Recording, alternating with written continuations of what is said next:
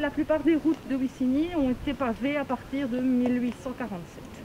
Avant, c'était le lab. Nous allons continuer. Un petit groupe de marcheurs a découvert le village de Wissiny avec comme guide Delphine, originaire et encore habitante aujourd'hui du village. À travers les nombreuses pieds saintes, elle a raconté l'histoire et révélé de nombreuses anecdotes sur Wissiny. Delphine est incollable ou presque sur son village auquel elle s'est intéressée très jeune. J'avais un ami qui est décédé maintenant, c'était Michel Bonny. C'était un monsieur originaire du village et quand j'étais petite, on faisait des tours à vélo un peu partout, dans les champs, dans le village et il m'expliquait un petit peu les anecdotes. Et ça vous plaît de maintenant, vous, les partager ?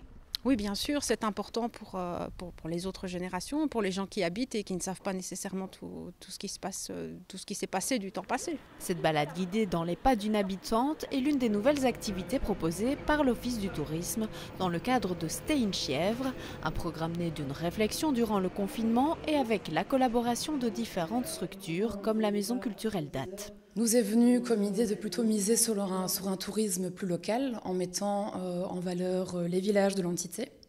Donc du coup, on a voulu donner la parole à des personnes ressources, des ambassadeurs, si vous voulez, dans chacun des villages, parce qu'on trouvait que c'était eux les plus à même à parler de leur propre coin, donc que ce soit au niveau patrimonial, historique ou anecdotique. À Wissiny, Delphine a ainsi emmené 2 groupes sur un parcours de 5 km pour découvrir le patrimoine et l'histoire du village, avec son musée de la vie rurale bien connu ou sa léproserie bien moins connue.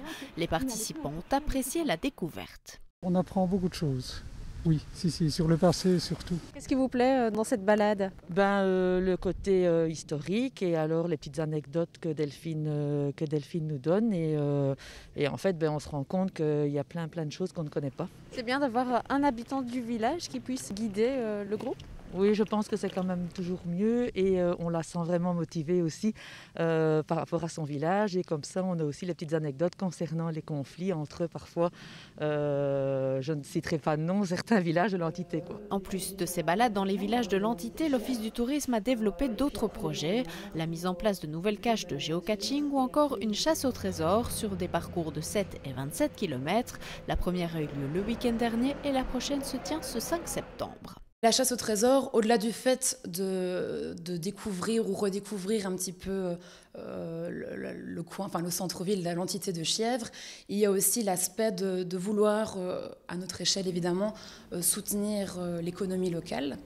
Et donc c'est pour cela qu'on a voulu mettre en place cette chasse au trésor, puisque les participants ont la possibilité de remporter 50 bons d'achat d'une valeur de 10 € à dépenser chez nos partenaires de la chasse au trésor. Donc on a eu un soutien de la ville également pour ces bons d'achat. Il ne reste plus que quelques places pour la chasse au trésor et toutes les balades affichent complet. Le nouveau programme de l'Office du tourisme a donc rencontré la demande du public chiévrois.